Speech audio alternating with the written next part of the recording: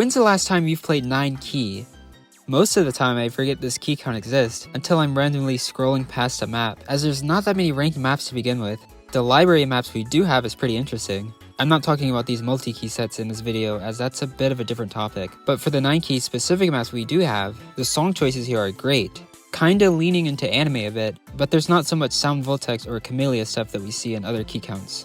I'll get into some specific maps later, but as I said in the beginning, who are the actual 9Key players? Obviously, all the 10Key players can technically play 9Key by definition, but it's not exactly the same thing, and 9Key can often feel harder than 10 if you're not used to it. Mathematically, 9Key consists of pinky lanes covering 22.2% of the playfield, while 10Key is only 20% pinky. This may seem like a small and trivial difference, but it actually affects mapping quite significantly, which we'll see later. As for the players, these are the main guys I see on the top of most 9Key leaderboards, who probably wouldn't consider themselves 10Key players. Outside of that, we have Derby. I don't know what they're doing in Korea, but it seems like every top 7Key player there is somehow incredibly good at 9Key as well.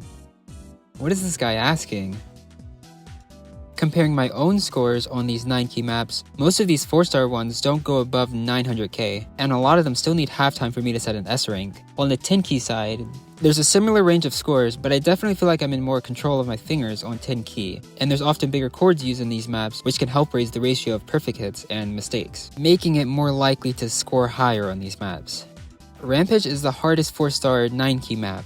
The whole map is like this chord stream pattern, bracket pattern, at 154 BPM. It's kinda slow, but for this level of technicality, less experienced players would have to use halftime on top of this anyway. Look at the USA leaderboard. It honestly plays like a 10Key map that's been down converted and then alternated to 9Key. Look at Rampage. Now look at this converted map.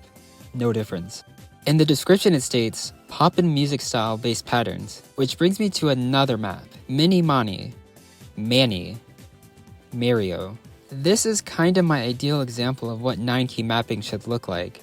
You know, odd number symmetry patterns that lead into the middle column like this, high pinky usage that increase the complexity and sets it apart from 5 and 7Key, and mixing those two ideas with symmetric sections blending into brackets and long note releases. This song is from Poppin' Music, and the mapper also includes a converted version of the X difficulty from that game. So we can compare the mapping styles of the two and see what Osumedia maps do differently.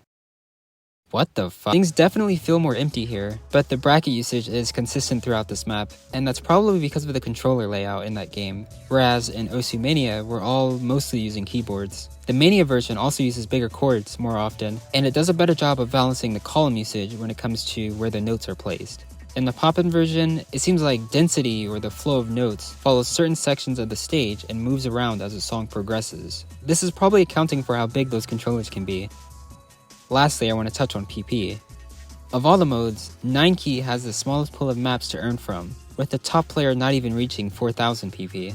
Definitely lacking in the upper mid-range difficulty map sets, in that 200 to 300 4 to 5 star range. There's like 3 maps you can set 200 PP scores with, and after that, you're gonna have to be cranking double time. This isn't some kind of call to action or anything. We don't need to all start mapping 9Key. I think it's fine for it to be its own little niche thing, and how we get one new ranked map every 6 months.